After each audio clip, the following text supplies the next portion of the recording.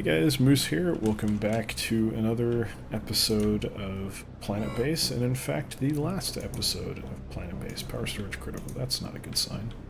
It's okay though, we'll remedy it. But yeah, this is going to be the last episode. So most of what I'm going to talk about today is going to be kind of reflecting on this game, because I think I was playing this game kind of at a point where I was thinking a lot more about game design and about kind of seeing my experience through playing through the loop of this game. And now I feel like I'm at the end game more or less, and I have a full picture. I know very clearly how I feel about this game and what I think about it.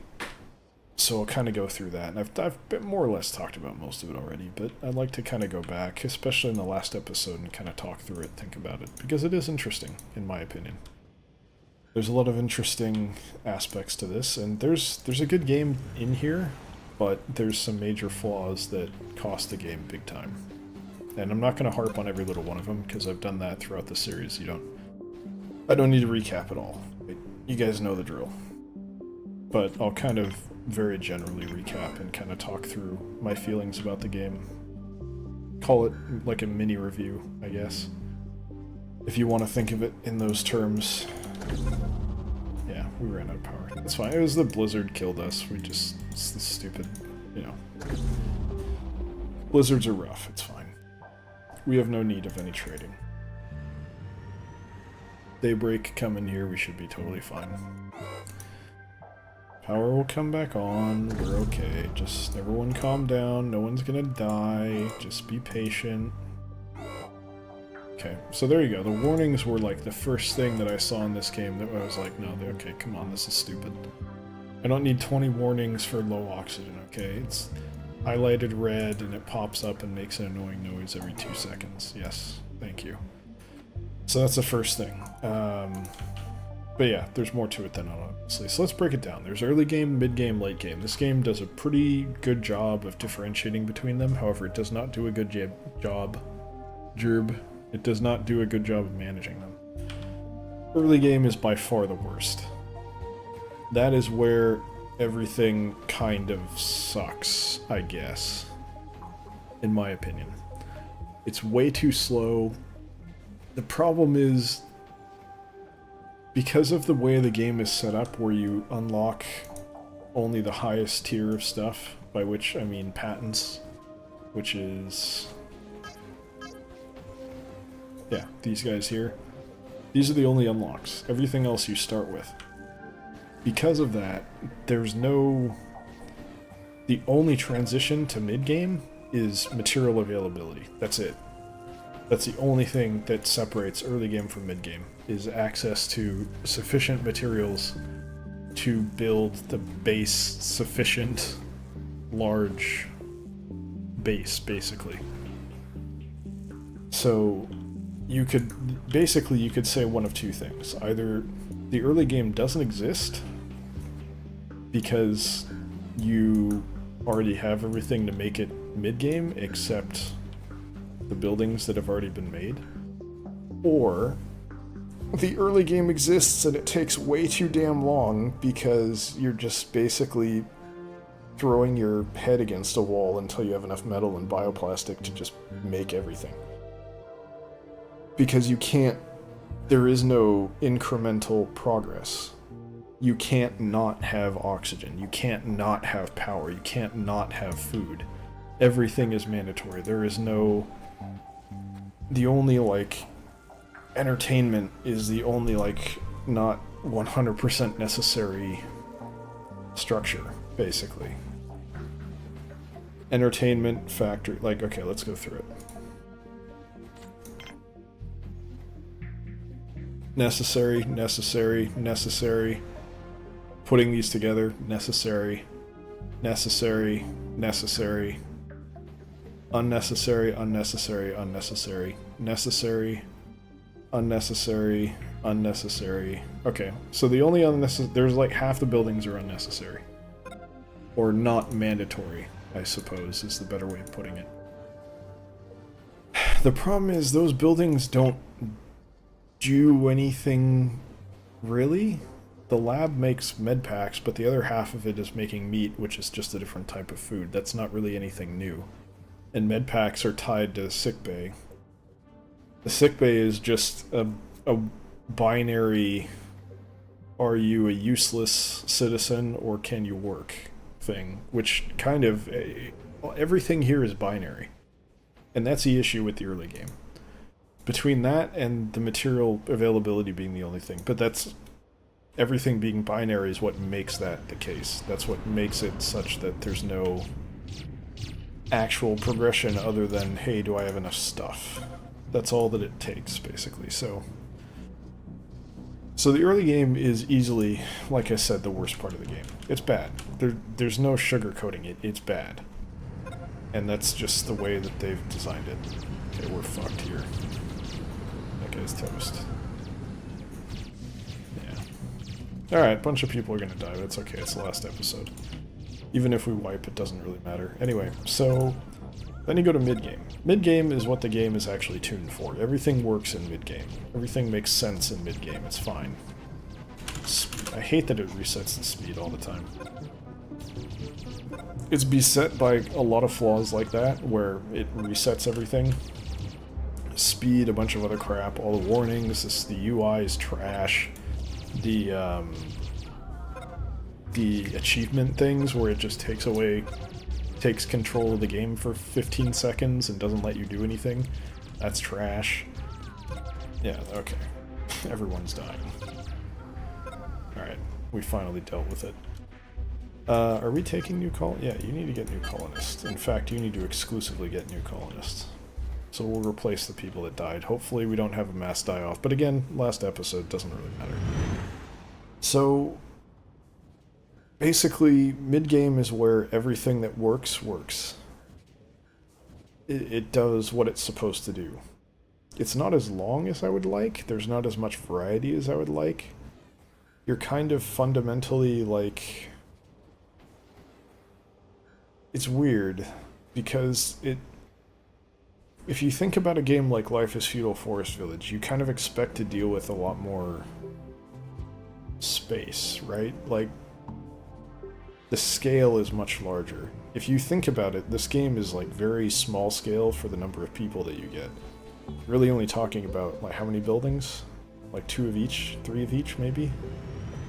And then, I mean, we're playing on this stupid planet where power is just... That's the worst part, probably, is the different planets offer, like, no... The difference is really primarily cosmetic and just basically irritating. I was like, oh, I have to build more solar panels. Okay, cool. I just have to wait longer for metal to be produced. It's not actually a challenge. So it doesn't... That's bad. And fine, whatever. They shoehorned it in so there's more than just Mars. Whatever. But it kind of lacks complexity. But what I'm getting at, this game kind of feels like, from a space perspective, it feels a lot more like maybe like a RimWorld, where I'm supposed to be doing more tactical stuff and handling these little things. It doesn't feel like a town builder for some reason. It feels more like RimWorld. I don't know why. But you don't have any of that control, but it feels like you're supposed to. And I don't really know how to explain. That's the one complaint I'm probably going to have, that I can't, like, back up and point to stuff and say, this is why I feel this way. So anyway, that's kind of doesn't matter. It is what it is. But anyway, mid-game, not as long as I'd like.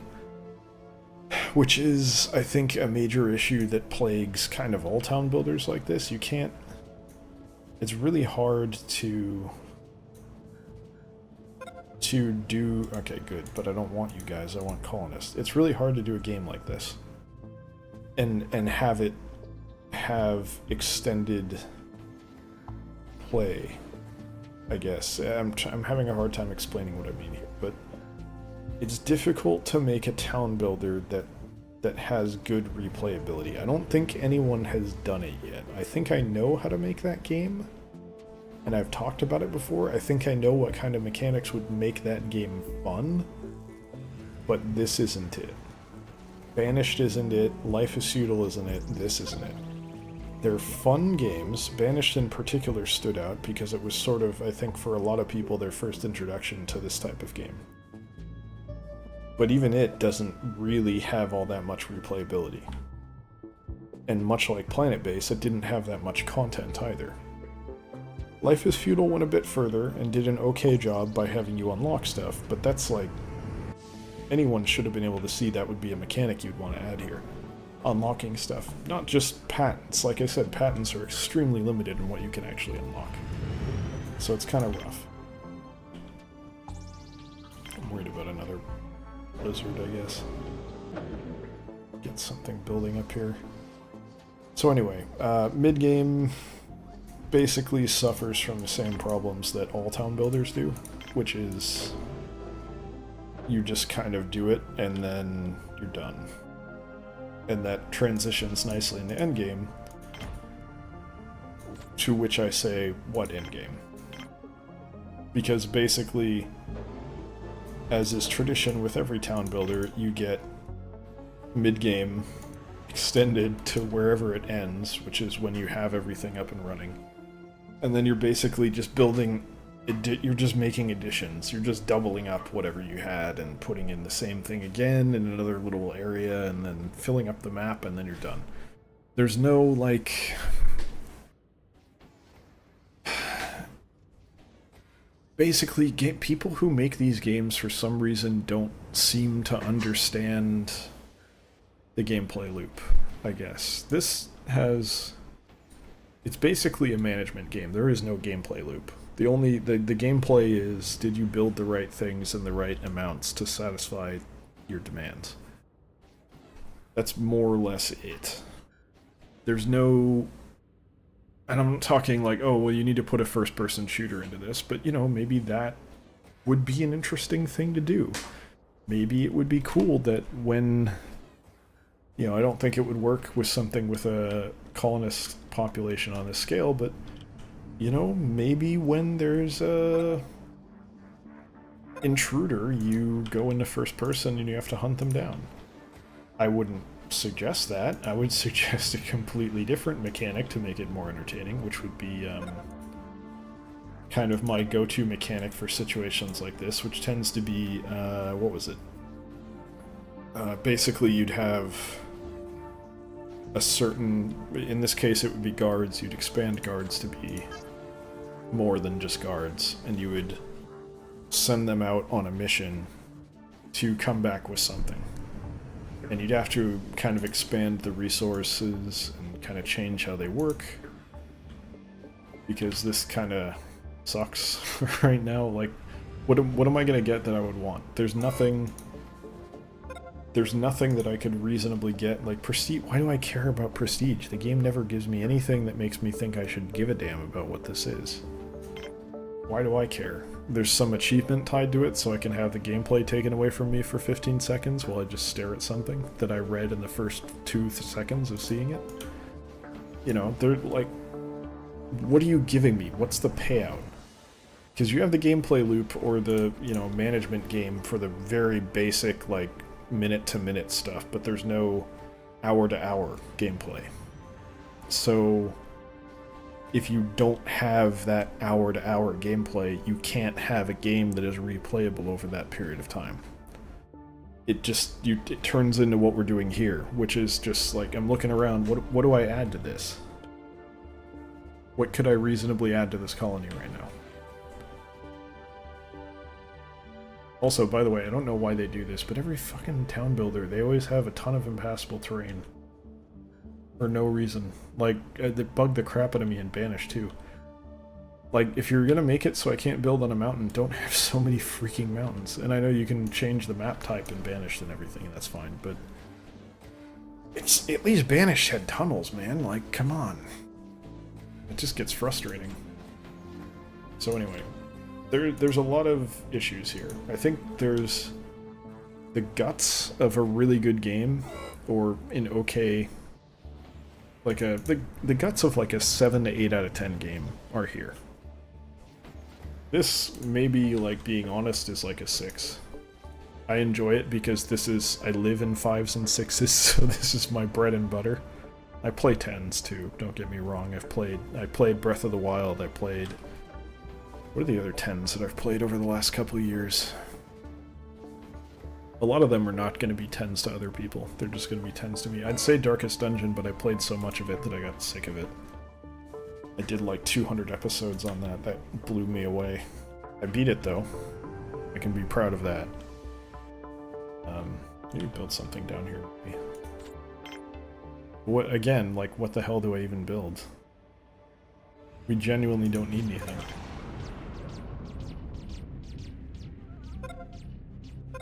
Here we go again. You can't even make automated defenses. Oh, and the game slowed down naturally because of course it did. You just build another monument as like an FU. Are you kidding me? It slows down every time? I'm actually... Okay, this is... I'm just gonna keep hitting the plus sign. You guys can keep hearing me doing it. That's even stupider. Like, why would it slow down every time? I gotta ask, is that in the options somewhere? Quick save, game menu. Yeah, okay, why do I... Do options even exist? No. Maybe? Nope, not really.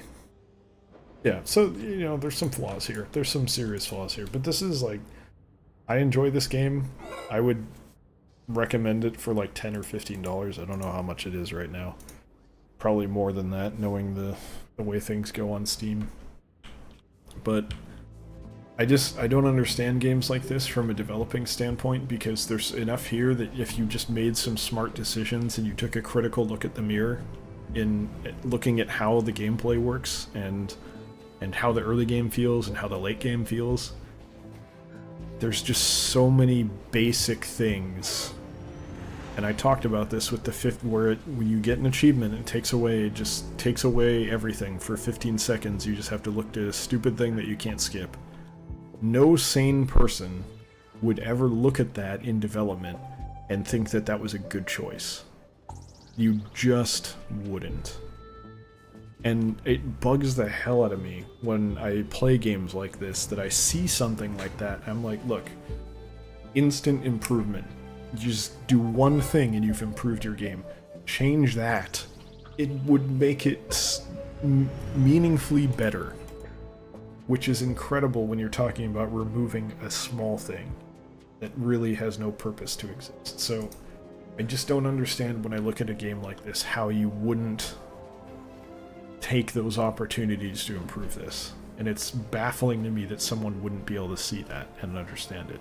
And I'm sure it's been pointed out to them. Now, you know, I run a YouTube channel, so I'm assuming probably they've got enough comments that, you know, maybe they just didn't see this because it was lost in a sea of comments about, you know, their mother or something, because let's face it, that's how the internet works. I've amazingly somehow dodged most of that in my YouTube comments, but I'm, you know, I have banned a few people. So, I don't know. And I'm small. I don't have a product. I mean, I have a product, but I don't have a product like a game on Steam. I have a product like, hey, go to YouTube and watch a video for free. So, I don't know, man. I just don't get it. I just don't understand how... Basically, this is the... You wanna... What's the word for it? Hot take or whatever for this game? Pretty okay. Do not understand how they made some of the mistakes they made. I don't get it. I just don't. The game's still alright.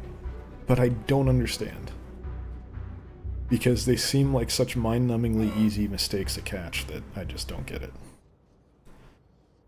But what are you gonna do? That's kind of the way game development seems to go in general. It's easier to spot with indie games. With like AAA games, you can kind of look at it and see like, well, they kind of back themselves into a corner or something, or some asshole interfered with the development, thought they knew what they were doing, but they didn't, because for some reason no one trusts development teams and they want to shoehorn it. Oh, no, you need to use this monetization model because you guys don't know how to make money, you don't know how to make a game, so we're going to make it work like this. And, you know, look at Metal Gear Survive or whatever the fuck it's called. Stuff like that, just like... You're not making a game, you're making basically like almost a pachinko thing. You're just saying, well, we don't really want to make a game for you, we're just going to do the bare minimum necessary to get you to pay us and then go away. That's it. We only care when you're putting in your credit card. Like the kind of game where everything works terribly except for the interface where you put in your credit card info. That kind of game. So those are harder because it's more entrenched. But a game like this, I have to imagine that it was being made by a small team, and you know, they were generally interested in making a game, like a good game. So I just don't get it. I'd love to talk to one of them and kind of hear their side of it, but anyway. That's all we got time for today. Thank you very much for watching this series. Hope you guys have enjoyed it. I enjoyed it quite a bit, even though I spent most of this episode bitching about the issues in the game. But that's engaging to me. That's interesting to me.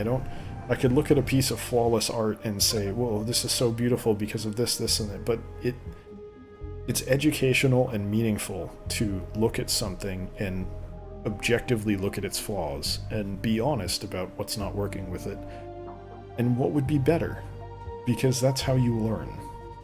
And these are things that, some of the things that I can point to in Planetbase and say, this is bad, this is dumb, I may not have necessarily understood those things prior to playing this game. Playing it taught me where the flaws are and why they're flaws. So it's valuable to have this kind of experience. Even if I'm ragging on it, this is good. And it's good to do this and see it and kind of digest how it plays and how you feel about it. So I enjoy this kind of thing. I know it comes off as negative, but this is much more, in my opinion, educational and more meaningful than just playing a flawless masterpiece sometimes. So anyway, thank you very much for watching. Like I said, if you enjoyed it, we got a bunch of other series going on. Feel free to come by and check those out. And of course, there is always Twitch as well. Scheduled presently is Wednesday, Friday, Sunday, 6 to 8 p.m. PST, 9 to 11 p.m. EST. Feel free to come by and check that out as well. Thanks for watching, and I'll see you in another series. Take care.